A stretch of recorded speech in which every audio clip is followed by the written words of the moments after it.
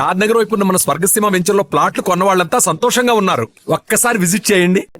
Okay, కానీ కొంచెం భయం ఎక్కువే కదండి శోభన్ బాబు గారికి. ఫ్యూచర్ ఎలా ఉంటుందో, ప్రశాంతంగా ఉండడం బెటరు, అంటే కోరుకొని కష్టాలు తెచ్చుకోవడం ఎందుకు, ఇలాంటి ఆలోచన ఏమైనా ఉండేదా? డెఫినెట్గా ఉండదమ్మా. మనుషులు ఒక్కొక్కరు ఒక రకం. ఎలా ఉంటుందంటే సోమన్ బాబు గారికి ఏమో ఆయన పడ్డ కష్టాలు, దగ్గరలో కొంతమంది చూసిన కష్టాలు ఆయన మైండ్లో ఉంటాయి. ఓకే, దాంతో ఏమవుతుందంటే ఆయన ఆ జాగ్రత్తగానే ఈ దీనిలో మనం ఇప్పుడు 100 రూపాయలు పెట్టి 1,00,000 రూపాయలు రాపోయినా మన 100కి 10 రూపాయలు వస్తుంది కదా, ఓకే, ఇది చాలు అనే తృప్తితో ఆ భయంతో ఆ తృప్తితో అక్కడే ఆగిపోయారు ఆయన. ఇప్పుడు కొంతమంది ఏంటంటే 100 పెడితే 1,00,000 రూపాయలు రావచ్చు, రాకపోవచ్చు, ఏదైతే అది అయిందని. ఓకే, ఇప్పుడు నేను యాక్చువల్గా చెప్పాలంటే ఇప్పుడు ఈక్వల్ హీరో కృష్ణ గారు డేరింగ్ సోమన్ గారికి డెఫినెట్గా రాదు. అవును. ఆయన ఎన్ని పద్మాలయ స్టూడియోస్లో ఎన్ని పెద్ద సినిమాలు చేశారు, చాలా సినిమాలు చేశారు. అది కృష్ణ గారు డేరేది. వాళ్ళిద్దరు కాంబినేషన్ కూడా సూపర్ హిట్స్ అయినాయి. అదే చెప్తున్నాను, ఇద్దరు ఒకే చోట ఒకే కాంబినేషన్ లో చేసినప్పుడు కూడా ఆయన చాలా డేరుగా ఉన్నారు, చాలా సినిమాలు చేశారు, ఓన్ పర్సన్ ఉంది. సోమన్ వరకు లేదు. కానీ ఆయన ఆపమంటే ఈయన ఆపరు.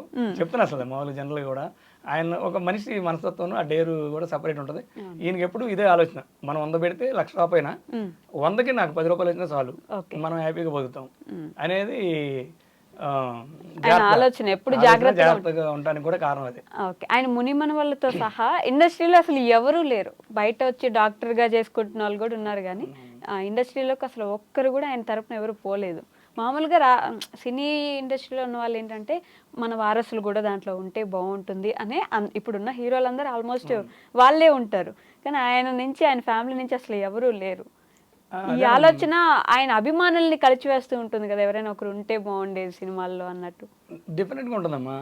అందుకని ఏంటంటే సక్సెస్ అయితే అందరూ మనోడినైనా ఎవరినైనా సక్సెస్ అయితే బాగా హ్యాపీయే.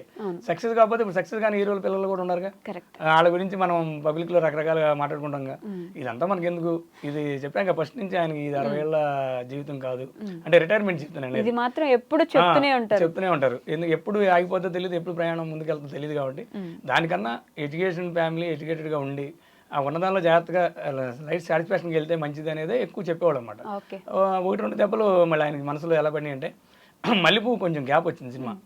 మల్లెపూ సినిమా మరి శ్యాంప్రసాద్ రెడ్డి గారు లాంటి వాళ్ళు తీశారు. ఆయన ఎంఎస్ ఆర్ట్స్ పెద్ద ఆయన, ఇప్పుడున్న శ్యాంప్రసాద్ గారు ఫాదర్.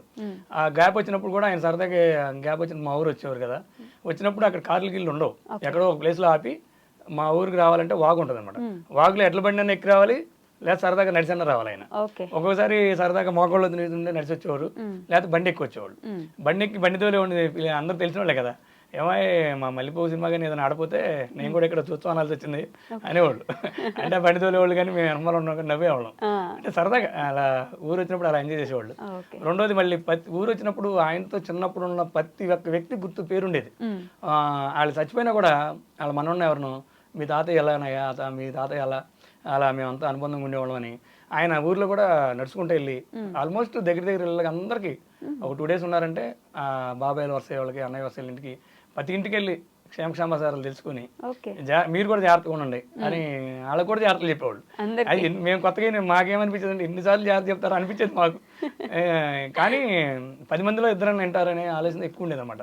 ఇప్పుడు మా రిలేషన్లో ఒక ఆయన ఉన్నారు, హ్యాపీగా సక్సెస్ అయ్యారు. ఇప్పుడు బోల్డ్ రిటర్న్స్ వస్తుంది, రెంట్స్ చాలా హ్యాపీగా పోతున్నారు ఆయన. నేను మెయిన్ 80% ఆయన చెప్పడం వల్ల అయింది. ఓకే, ఆయన చెప్పే ఒకటే సూత్రం, భూమి ఎప్పుడు ఇంతే ఉంటది, జనం ఎప్పుడు పెరుగుతూనే ఉంటారు అని చెప్పి. నీరు సముద్రం నీరు ఎక్కువ ఉంది, భూమి పర్సెంటేజ్ తక్కువ ఉంది, జనాభా ఏంటంటే చైన్ సిస్టమ్ లాగా పెరుగుతారు. కాబట్టి అది ప్రపంచం పెరుగుకుంటూ వెళ్తూ ఉంటుంది, కొత్త టెక్నాలజీ వస్తుంది, కొత్త మనుషులు వస్తారు. కాబట్టి ఏదొచ్చినా ఇల్లు రెంట్ అనేది కామన్. అది వచ్చిన ప్లేస్ ని బట్టి రెంట్లు ఎక్కువ వస్తాయి, ఒకసారి తక్కువ వస్తాయి. ఇది ఎక్కడికి పోదు, పర్మనెంట్ గా ఉంటది అనే దాని మీద ఆయన ఆలోచన ఉండేది. ఆయన చెల్లి మరణం ఆయన్ని బాగా కలచివేసింది అంటూ ఉంటారు. చాలా రోజులు తీసుకోలేకపోయారు, ఇంట్లో అలానే కూర్చొని నేను బానే ఉన్నాను అనుకుంటూ ఉండిపోయేవారు అని అన్నారు. ఎంతవరకు నిజమండి? 100% నిజమమ్మా. ఆయన అప్కమింగ్ హీరోగా ఉన్నప్పుడు సోమన్ బాబు గారికి 3 చెల్లెళ్ళు, ఇంట్లో ఫస్ట్ ఆయనే, తర్వాత ఒక బ్రదరు, 3 సిస్టర్స్. ఆయన అప్కమింగ్ లో ఉన్న ఒక సిస్టర్ చనిపోయారు. సిస్టర్ చనిపోతే ఈ ఫ్యామిలీకి మనం ఏదైనా చేయాలని ఇప్పుడు ఇందాక కెమెరామెన్ నేను చెప్పాను కదా, వాళ్ళ మేనల్ని సురేష్ కుమార్ గారిని చెన్నై తీసుకొచ్చి కెమెరామెన్గా చేశారు. ఓకే. ఆ సిస్టర్ ఎప్పుడో చచ్చిపోయింది కాబట్టి అది ఆ వయసులో ఉండగా ఆయనకు అంత తెలియలే. ఈ రెండో సిస్టర్ ఝాన్సీ గారు అనమాట. ఓకే. ఈయనకి సంబంధించి ఫ్యామిలీలో సంబంధించిన విషయాలు కానీ వీళ్ళ ఫ్యామిలీకి సంబంధించిన విషయాలు కానీ ఏదైనా షేర్ చేసుకోవాలన్నా ఫంక్షన్కి పెద్ద మనిషిగా ఉండేది. ఓకే. అంటే ఎవరో వాళ్ళు ఉండాలి కదా ఇలా చూసుకోవడానికి వీళ్ళ ఫ్యామిలీతో పాటు. అప్పుడు సడన్గా ఆమెకి హెల్త్ ప్రాబ్లమ్స్ చనిపోయింది అనమాట. అక్కడ కొంచెం తను ఏజ్కి వచ్చేసాడు, సిస్టర్ చనిపోయింది, మనకి మంచిటికి అన్నిటికీ ఉండేది అనే భావన మనసులో కొద్దిగా ఉంది.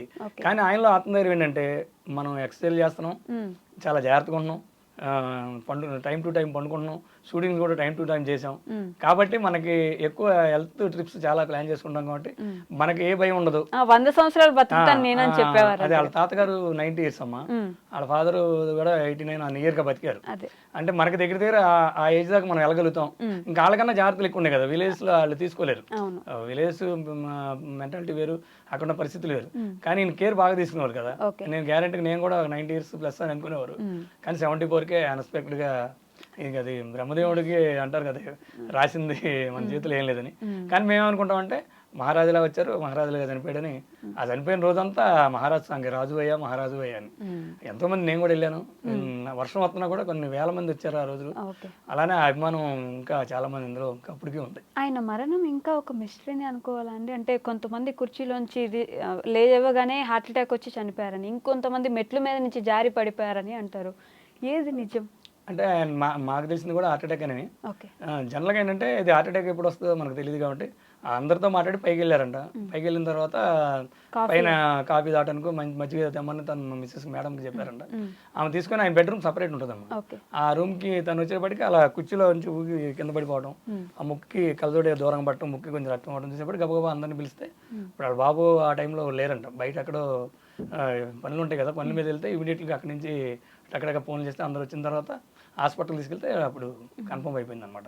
అంతేగాని ఏంటి ఇప్పుడు యూట్యూబ్లు ఈ సోషల్ మీడియా వచ్చిన తర్వాత కొన్ని రకరకాలుగా మనం న్యూస్ వింటున్నాం, అదంతా ఏం కాదు.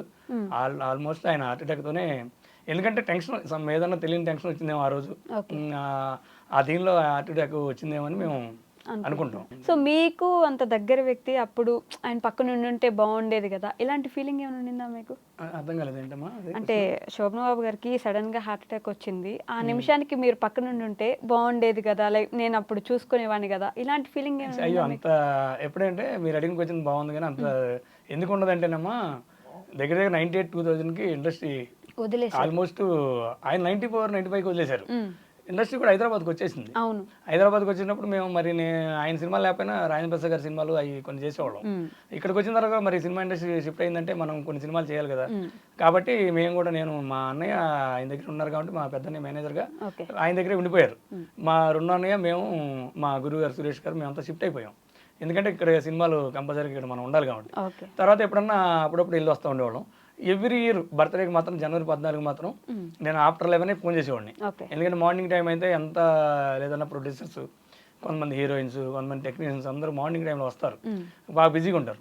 ఆఫ్టర్ 11-11:30 తర్వాత నేను ఫోన్ చేస్తే నా ఇంటర్కమ్ ఆయన కలిపేవారు. బాలకృష్ణ హైదరాబాద్ నుంచి ఫోన్ చేశారండి అంటే ఇది తెలిసిపోతుంది కదా, ఫ్రీగా ఉన్నారు. లేకపోతే అన్నగారు బిజీగా ఉన్నారు, పలానా ఆయన వచ్చారు ఇంకో పావు గంట చేయని వాళ్ళు, నేను ప్లాన్ చేసుకొని కంపల్సరీగా లంచ్ లోపే చేస్తాను ట్రై చేసేవాడిని. చేయకుండా ఫస్ట్ ఎత్తగా ఏమో ఎలా ఉన్నావు, బాగున్నావా, నీ ఎన్ని ఇబ్బందులైనా పడుకొని ఫ్యామిలీ మాత్రం ఇబ్బంది పెట్టవకు. నీకు సినిమా అనేది ఏంటంటే ఒక అట్రాక్షన్లో ఉండి మనకి రేపు వస్తుంది టైం అని అలా వెయిట్ చేస్తాం. నువ్వు వెయిట్ చేయడం తప్పు కాదు, కానీ ఫ్యామిలీ మాత్రం ఇబ్బంది పెట్టి వెయిట్ చేయొద్దు అంటే. లేదు సార్, నేను ఒక కంపెనీలో జాబ్ చేస్తున్నాను, హ్యాపీగా నేను సినిమా ఫీల్డ్ని వదిలేసాను, కెమెరామెన్గా జీ తెలుగులో అట్లా చేస్తున్నానండి, కాబట్టి నాకు మంత్లీ ఎంత ఇన్కమ్ వస్తుంది, నేను ఫ్యామిలీకి డిస్పెన్స్ చేయట్లేదండి. వెరీ గుడ్ అనేవాళ్ళు.